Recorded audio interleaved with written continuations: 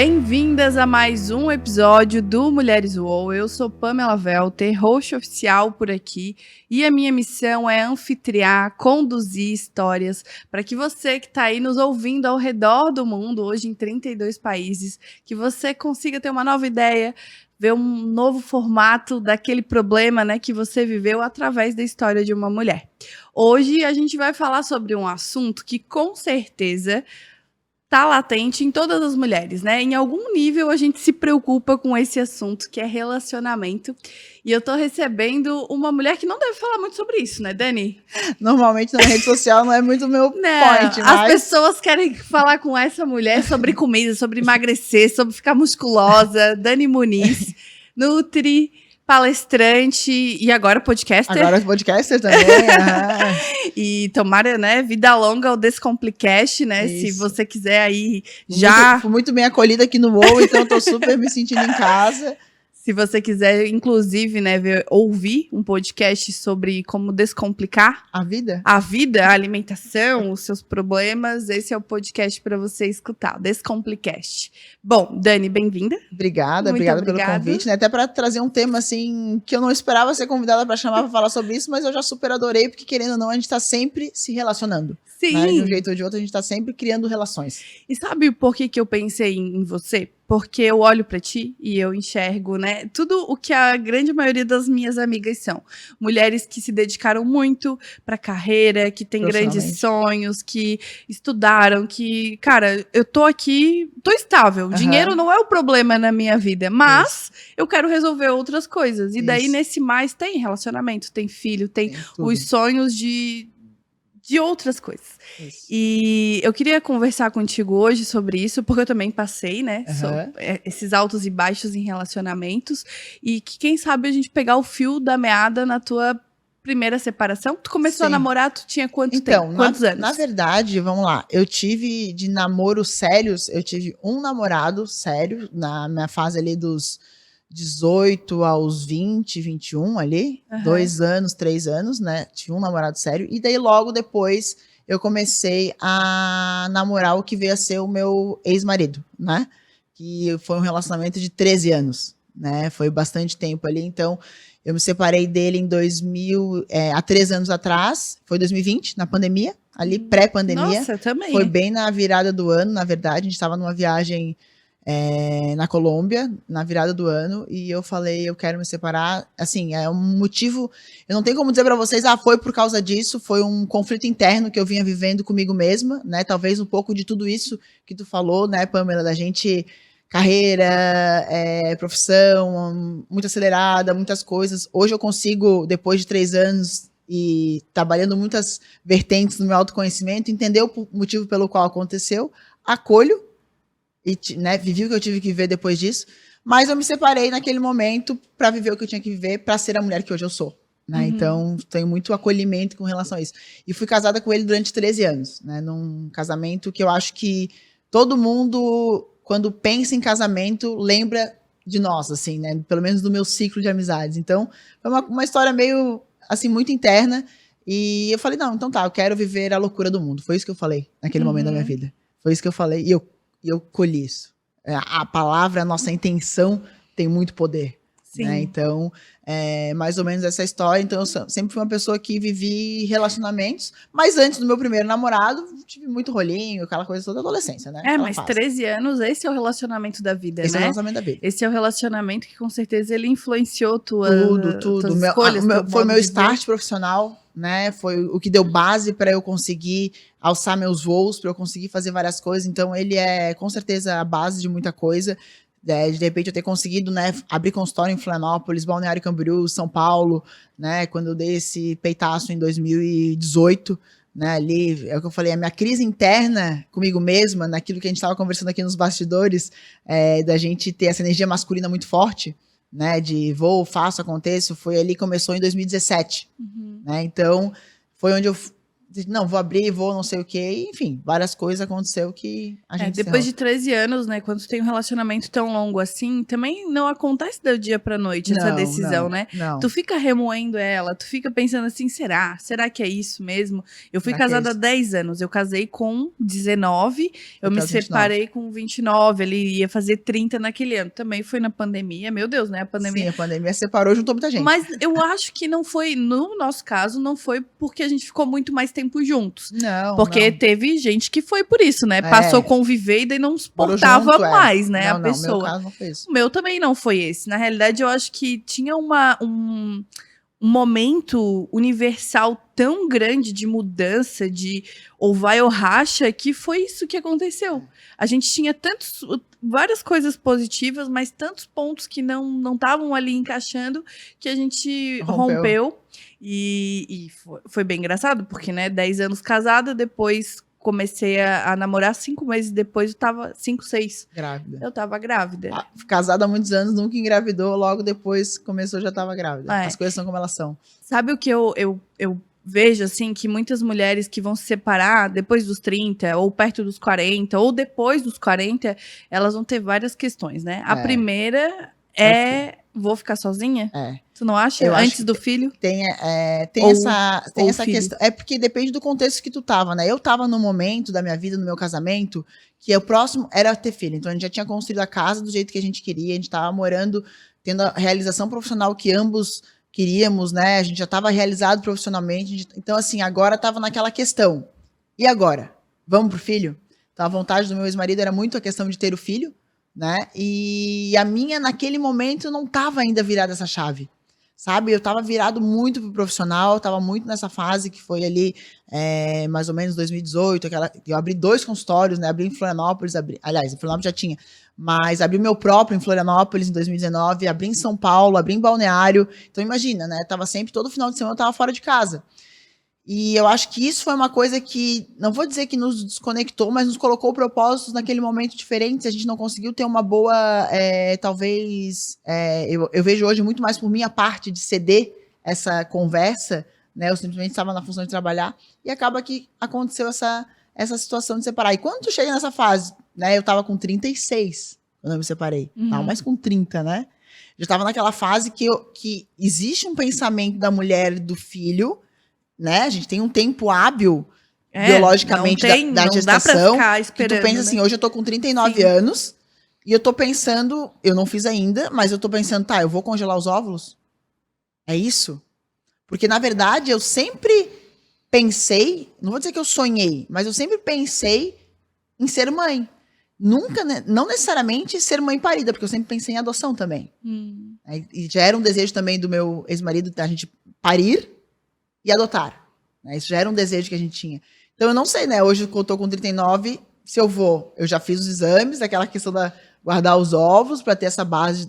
Mas eu acho que muito mais do que a sensação disso que tu falou, de ser ou não mãe, tá, e agora? Será que eu ainda tô no game? Né? Com 30 e poucos anos? Será que eu ainda vou encontrar uma pessoa legal para eu viver a minha aposentadoria, vou falar a velhice, a minha melhor idade, seja que for. Essa insegurança eu nunca tive.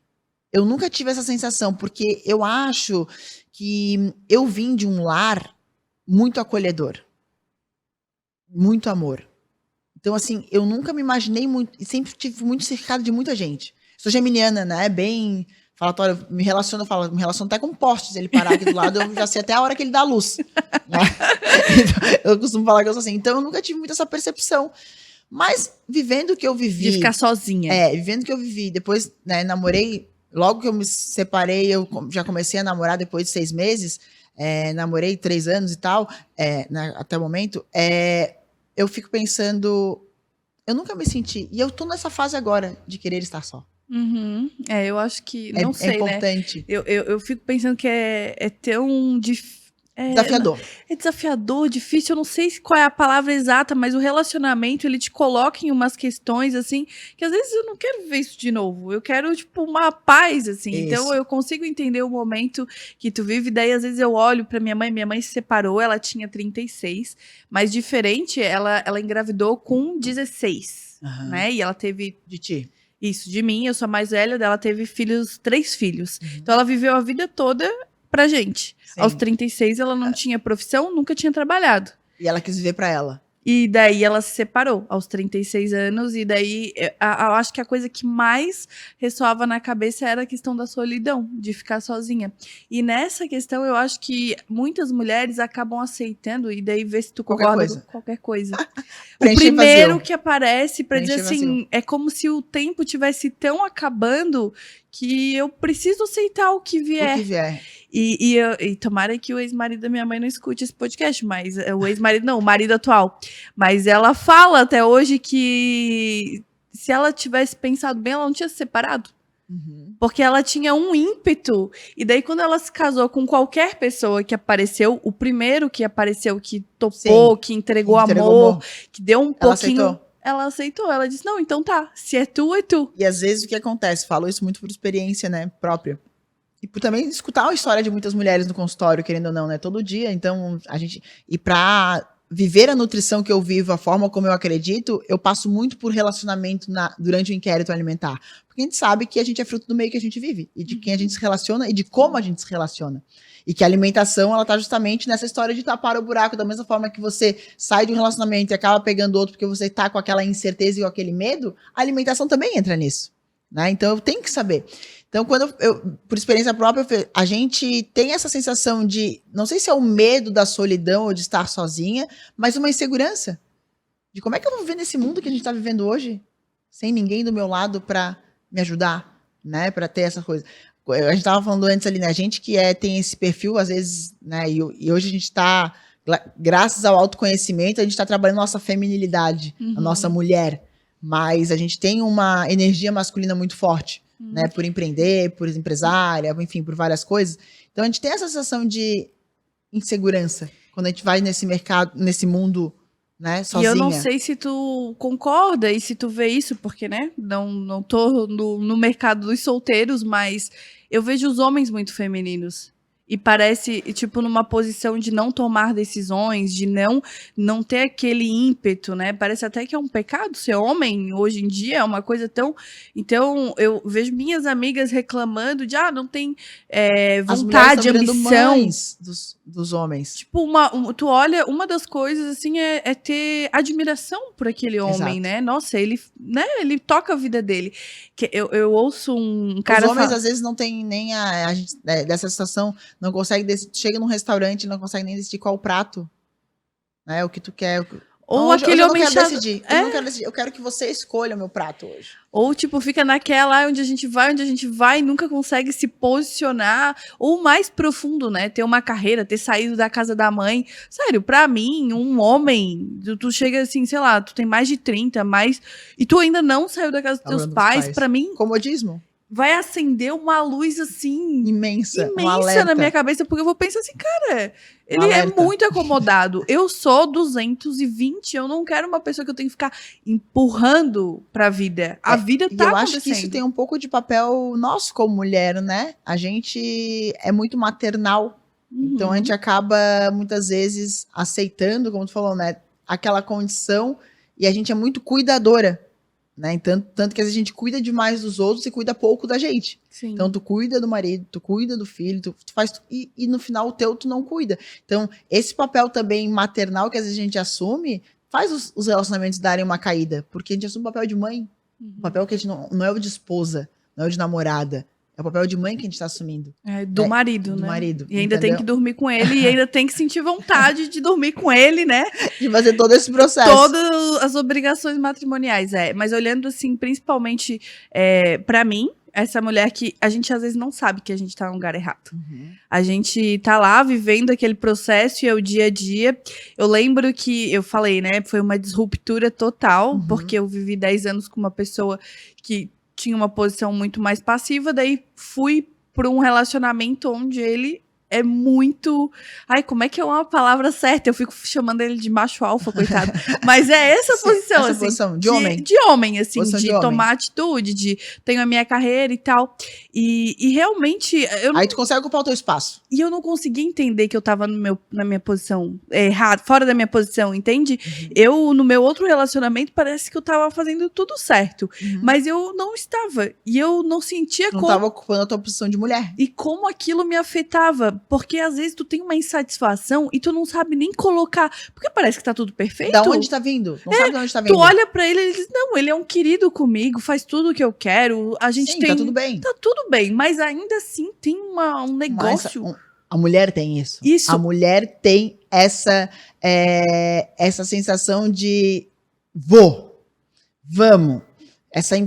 Esse agito interno, né, da feminilidade. E uma coisa que parece que tu não sabe dizer o que é naquele momento, mas depois que tu passa, tu vê, claro, daí tu olhando daqui, né, lá pra aquela mulher e pra aquele homem, claro que eu tava sentindo tudo aquilo, eu não tava na minha posição, eu tava fora da minha posição, eu não era a mulher dele, eu era a mãe, eu era amiga, eu era outras coisas. Mas a mulher era, por isso que tinha uma angústia tão grande ali naquele relacionamento. Né? Até porque assim, né, vamos lá, relacionamento de homem e mulher tem que ter papel de homem e de mulher, né? E eu falo muito isso nos meus inquéritos alimentares, quando eu pergunto de como está a vida sexual das mulheres, né? Casadas, enfim.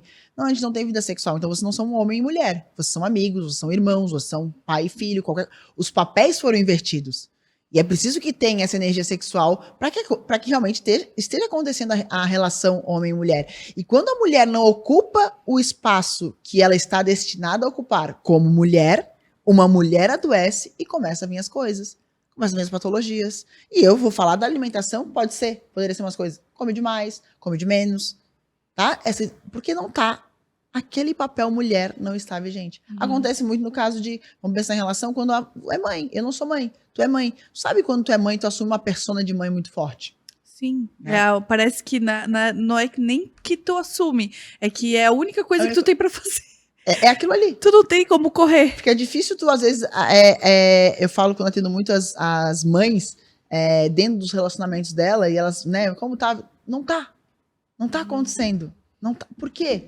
Porque tu abraçou essa persona mãe que tem que ser mãe naquele momento. Então, é uma fase do processo do seu relacionamento precisa ser muito bem trabalhado enquanto casal, porque tem muitos casais que rompem nos primeiros 3 anos da criança. Sim, isso é um fato, estatístico, né? Que acontece e é muito, mas eu consigo entender, porque nos primeiros 2 meses eu queria tacar fogo no meu marido, porque é muito difícil conciliar tudo. Primeiro, tudo que tu tá sentindo. O teu corpo que tá totalmente diferente do que tu já sempre foi. Segundo, que assim, ó, do dia pra noite, antes tu era uma mulher normal, tinha toda a tua vida, do dia pra noite acabou tudo aquilo. Tu leva aquele pacotinho pra casa e tu vive pra trocar fralda, fazer dormir, arrotar e repete. Repete de 3 em 3 horas. Então, o tempo inteiro. Tu se vê em uma posição que é desesperador. Tu não tem controle mais, porque tu não tem mais a tua hora. A hora Pamela tu não tem mais. Tua agenda? Que agenda, minha filha? Tua agenda vai existir se tiver alguém pra ficar com ele, que possa te ajudar. E não é todo mundo que tem essa rede, né? E não é todo mundo que tem. Então, pra uma mulher que trabalha, que tem a sua vida, né? Romper o egoísmo, né? Essa coisa de é tudo pra mim e de repente não. Não é. E é tudo pra ele, naquele... Isso muda bastante o desenhado do relacionamento, né? E das relações de modo geral, né? E tu tem que fazer coisas conscientes. Até o sexo, tu vai ter que ser intencional, porque talvez tu não esteja muito deixar afim. Só por tua conta, não vai. Não tô muito afim, mas daí tu lembra que tu tem um marido, que daí, além de ele ser pai, tem isso. Tu não vai fazer forçada, mas tu vai... Tem várias coisas que tu vai trabalhar. É um mindset que tem que trabalhar. Cara, e também que tu é mulher, que tu precisa disso, que tu é uma energia sexual importante de você viver a sua energia sexual para você conseguir ter desenvoltura em outras setores da sua vida, você tem que ter essa energia sexual bem resolvida. E eu acho que muitas vezes, voltando lá para a história a mulher se separa depois dos 30, onde ela já está teoricamente no trabalho que ela quer, ou já deveria estar, já está prosperando naquilo, já está tendo, e de repente naquele momento ela tem eu vou dizer esse fogo, mas assim, essa vontade de experimentar coisas novas, porque às vezes ela estava num relacionamento, ela estava vivendo aquela relação, e ela já sabe aquele modelo como é que é. E a mulher tem isso. A mulher, né, mulheres selvagens, ela quer experimentar as coisas diferentes. Se ela não experimentou na adolescência, pode ser que venha gritar depois dos 30. Se ela é cíclica. Dica né? Dani Muniz, experimente na adolescência. Experimente as coisas na adolescência, vai ser adulta na fase adulta, né? Enfim, vai tendo as coisas. Porque, querendo ou não, a gente tem isso, né? Mulher pode ter certeza que nos relacionamentos, pelo menos assim, do que eu acompanho em consultório, a maior parte dos rompimentos vem por parte da mulher. Uhum. O homem, ele tem Empurra com a barriga. O homem pode estar ruim, ele vai ficando ali. É muito difícil o homem dar a porrada na mesa. Cara, eu ouvi isso do meu marido. Ele disse assim, ó, eu tava insatisfeito na relação, mas se ela não tivesse acabado comigo, ela que acabou, eu teria empurrado com a barriga O resto da vida. provavelmente. É muito difícil quando o homem rompe. Que Isso é uma engraçado energia isso, feminina, né?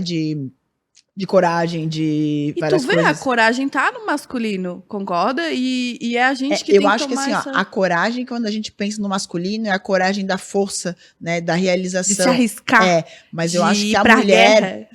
guerra. Mas eu acho que a mulher, ela tem uma coragem oriunda do ventre materno. Colocar uma vida pra fora, botar uma vida em jogo, é muita coragem. Né? Então, assim, Essa daí é louca. essa daí é louca. Essa é muito louca, é muito- porque assim, ó, é sério, eu comecei a viajar na maionese porque quando o Pedro veio, eu fiquei pensando assim, ir na gestação e tal. Eu sabia que eu tava grávida, mas Sim. assim, ó, não tinha aquele maior amor do mundo, não tinha. Só sabia que eu ia ficar grávida, que eu ia conhecer uma pessoa e era um estranho, tava crescendo ali e eu tava me preparando pra Barato. receber ele e pra amar ele. Não é que eu não gostava, é que eu ainda Ele era uma coisa, não sabia direito o que eu era. não sei, era uma coisa assim, tenho que cuidar. E o meu pensamento era assim, cara, eu não tô fazendo nada, mas eu tô fazendo tudo. Porque tudo tá acontecendo aqui. E daí, de repente, quando ele nasceu, né, e ele foi tirado, daí ele tava sentado, então ele foi cesárea. Daí, eles levantaram. Dani, assim, ó, eu posso te dizer que teve um download. Cara, eu lembro que eu fiquei toda arrepiada e a partida eu amo. Deu. A partir dali, eu disse assim, agora eu sei o que é amor, porque agora eu Isso tô é amor. amando. E daí, do Imagina, uma primeiro até depois, nossa, hoje eu amo muito mais ele. E é como a gente tava falando no começo, né? Daqui X anos, tu vai amar muito mais ainda, porque o vínculo e as relações estabelecidas, as memórias, tudo as que coisas tu vão cria ser... com aquele ser, assim, vai crescendo, vai se fortalecendo. E assim, tu é uma pessoa estranha que num mundo que ele não existia, e daí tu. Às vezes tu para pra pensar assim, cara, várias vezes eu viajava e dizia, meu Deus, ele não existia? Ele não Ele existiu naquele momento. Ele pra ti. existiu tudo, o dedo, a perfeição do que é essa vida, e eu não consigo acreditar como tem gente que não crê em Deus, porque é uma coisa Tão perfeita. Tão perfeita. Tipo assim, se isso não for um milagre, o que será? Exatamente. E quando a gente pensa nisso, né, a mulher que é capaz de gerar uma vida no sentido de, né, tudo isso que tu falou, não existe coragem maior. Então, quando a gente chega nessa fase dos 30, quando eu encerrei o meu relacionamento, pra mim, a questão de estar ou não sozinha nunca foi um maior problema, mas muito mais a questão, vou ser mãe ou não vou ser mãe? Vou encontrar uma pessoa à altura, porque pra mim, meu ex-marido era, e sempre, né, ele já faleceu, faz pouco tempo, ele era a personificação do pai que eu tinha para o meu filho. Entende? Então, assim, quando eu me separei, com isso também separou um pouco essa ideia de, eu vou ter filho, será? Mas eu, como mulher, eu sempre achei que ter filho é, de fato, né, a gestação é o superpoder. Né? É um superpoder. E sendo bem egóica, numa época da minha vida, lá com 30 e poucos anos, eu iria ter filho pelo motivo não maternal, egóico, de ser o superpoder. E foi quando eu não tive. Eu nunca pensei nisso, sabia? Eu nunca pensei em ser mãe. Olha só. Eu, na época, até conversando com meu ex-marido, e olha como Deus, né, enfim, ou o que você acredita, numa força, numa espiritualidade, enfim, vou usar aqui a palavra de Deus, né, que é um pouco mais conhecido, mas eu tive um problema de colo de útero. Nesse momento onde eu estava pensando, eu vou ter filho porque isso é um superpoder. Egóico. Ego gritando. Não eu, mulher. Né, e eu não tive, eu tive um problema no colo do útero naquela época, e eu não tive filho, não podia ter engravidado, tava com a pessoa que era o amor da minha vida, né, meu ex-marido, e não tive. Porque é sábio as coisas. Ah, sim. É sábio as coisas. Ele veio falecer há um mês e pouquinho atrás. Então, imagina, eu me separei dele antes, imagina se eu tivesse, né? Então, como o desenho das coisas. Então, e quando a gente chega nessa fase dos 30, que fala se separar sozinho, o que vai... Se a gente tem uma base, eu comecei a fortalecer a minha base espiritual nessa faixa dos 20 blocos, 28 ali em diante. Sim. Quando eu comecei a fortalecer a minha base, quando eu me separei, eu não tinha mais o medo da solidão. Eu não tinha mais aquela incerteza. A minha única preocupação, a maior, era se eu encontrar uma pessoa que eu achasse que fosse honrada a ponto de ser pai do meu filho, se é que eu queria ser ou não. Eu estava naquela fase de descobrir. Né? Então, a gente está sempre descobrindo, né? A gente está sempre apaixonado. Então, eu acho que a mulher, quando se separa nessa fase dos 30, onde ela idealizou, não ela idealizou, mas assim, estava consolidado que aquilo ali ia ser o desenho, né? Sim, parecia que pronto, já tá tudo definido, Tá né? desenhado, assim, vou casar, vou ter filho, vou ter o cachorro, vou ter casa, vou ter, né, aquela Pronto, história. check. Check. Uma coisa menos. Ai, deu, agora Sim. eu posso focar nessas outras E de coisas. repente a vida te dá um... E de repente a vida diz assim, não, peraí, não tem check. É. E é muito legal saber isso, porque a vida não tem check. Nunca tem. Nunca tem check. A gente, quem está disposto a viver, eu sempre gosto de falar as frases na rede social, viver não é para amadores, né? Quem está disposto a viver, e a maioria das pessoas só sobrevive hoje. Só A sobrevive. maioria das pessoas sobrevive. Por isso que as mulheres estão tão doentes. Porque elas acordam no trabalho, voltam do relacionamento que às vezes não tá nem tão bom, nem tão ruim, também não sai dali, fica acomodado naquela história. Uhum. Ah, não tá muito bom, não queria estar aqui, mas eu vou ficar porque eu não sei o que eu vou fazer da minha vida, tenho medo de solidão, enfim, tem várias vertentes ali, né? E elas estão só sobrevivendo, não estão vivendo de fato. Quando eu me separei, eu fui muito corajosa. Eu me vejo muito corajosa, porque eu tinha o que muita gente quis ter, ou que vive a vida inteira para ter. Eu tive. E naquele momento eu escolhi. Eu já sei o que é isso, eu quero ver outras coisas. Uhum. E eu escolhi me separar. Tanto que é uma coisa assim, ninguém... Foi isso. Não. Foi eu, no meu caos interior, na minha glória, na minha luz e na minha sombra, que eu escolhi viver essa separação. E daí, então, me separei. E me joguei no mundo de incertezas. Um mundo hostil.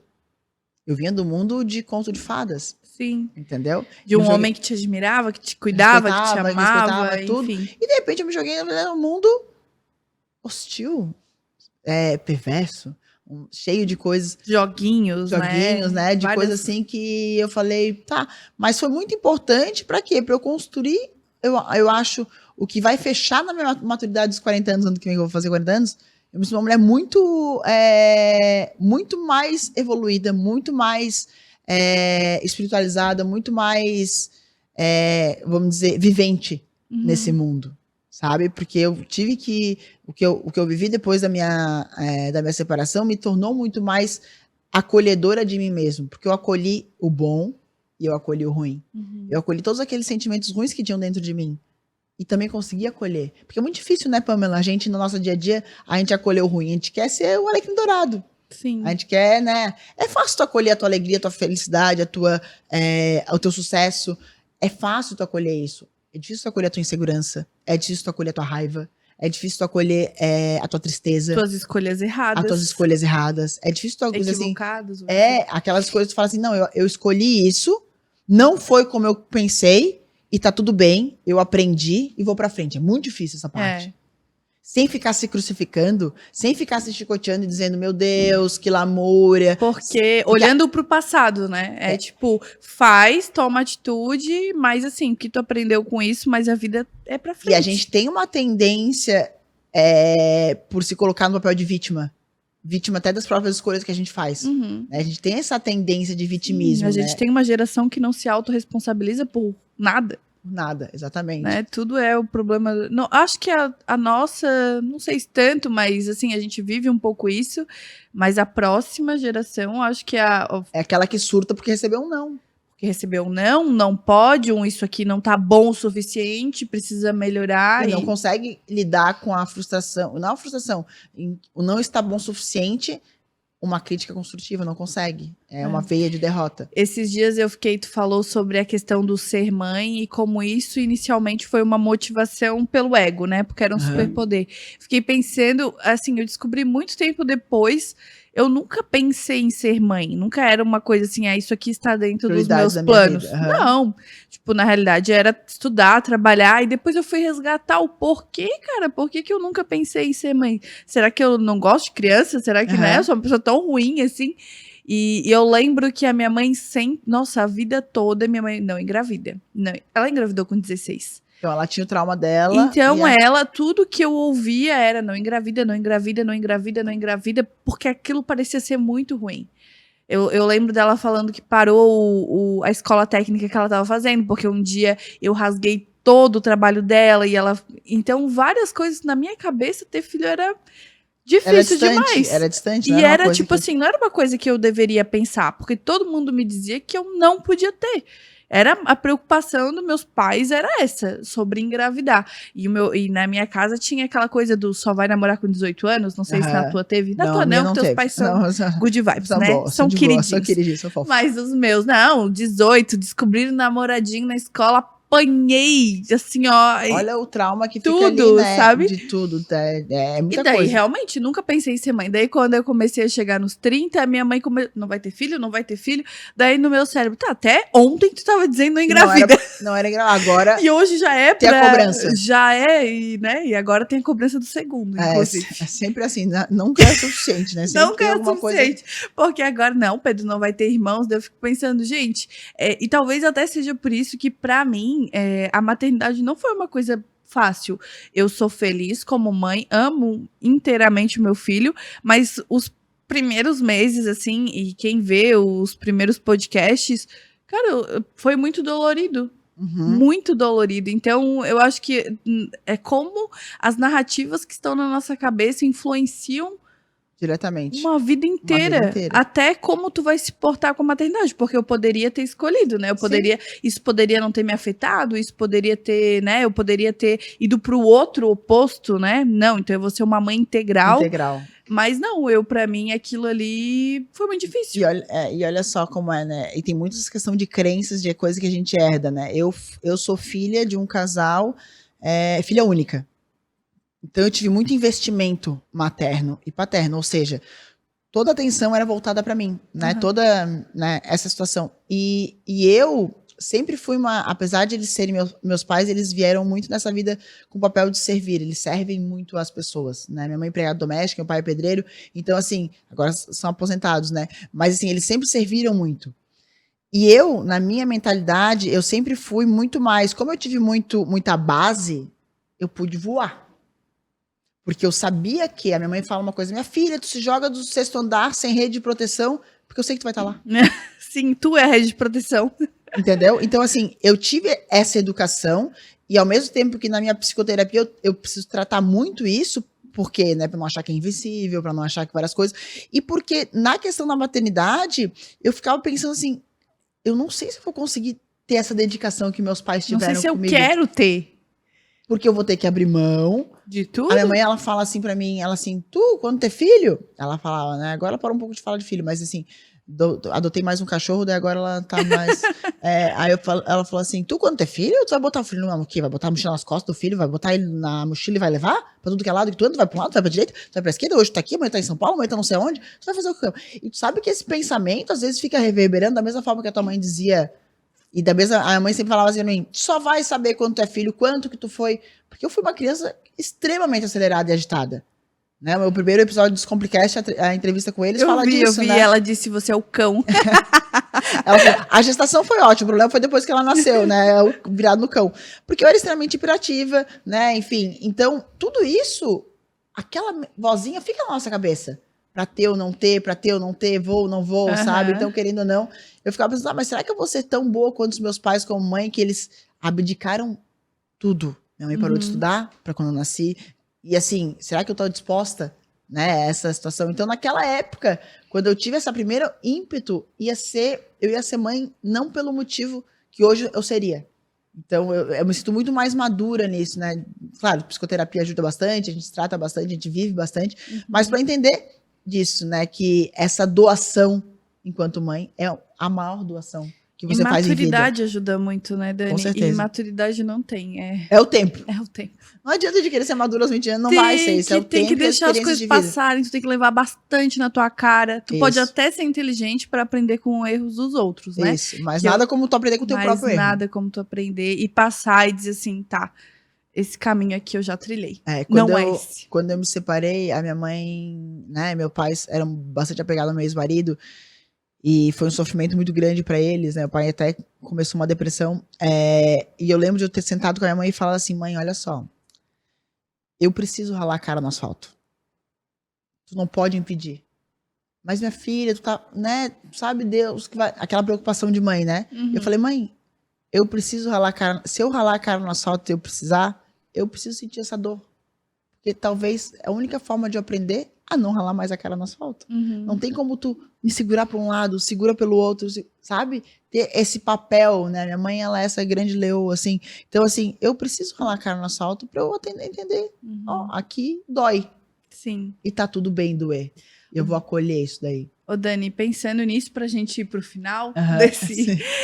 desse episódio, eu queria te perguntar se tu fosse, né, uma grande amiga tua, pensa nisso, assim, numa mulher que tá se separando agora, o que tu tem pra dizer pra ela? O que tu diria pra ela, assim, como, cara, vai por aqui, ou eu te dou esse conselho, e deve estar uma mistura de sentimentos, mas principalmente ela começar uma jornada que ela não conhece, né? A insegurança desse novo, desse desconhecido. Primeira coisa, invista em você. Você é o seu melhor ativo, você é o seu maior investimento. Então, invista na sua saúde, no seu bem-estar, crie uma rotina de acolhimento.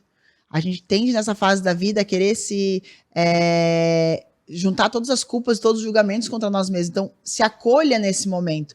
Acolha quem você é. Acolha a sua escolha, sabendo que você vai se jogar numa coisa que você não tem controle, que é a vida em si. Mas quando você tá com o seu acolhimento, com o seu autoconhecimento, com o seu autocuidado em dia, você tem muito mais força para enfrentar as coisas. Você tem muito mais condição de enfrentar aquilo ali. E eu sempre falo assim, quem que você hoje na sua jornada pode contar de verdade? Quem são aquelas pessoas que estão ali com você, que você conta em uma mão no máximo? Né? Quem são essas pessoas? Converse. Esteja próximo a pessoas, mas principalmente nesse momento, esteja muito próxima de você.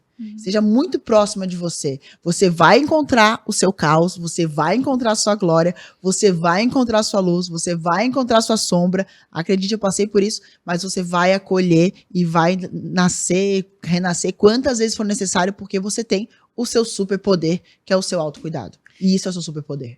Mas daí quando, né, a gente mergulha, como tu fala, né, descobrir a luz e a sombra, pelo menos agora você sabe. E Exato. A ignorância é um lugar tão triste. Triste demais. É talvez ali que tu se sente ansiosa, frustrada, porque tu não descobriu ainda as coisas boas e as coisas ruins, o que você é capaz de fazer.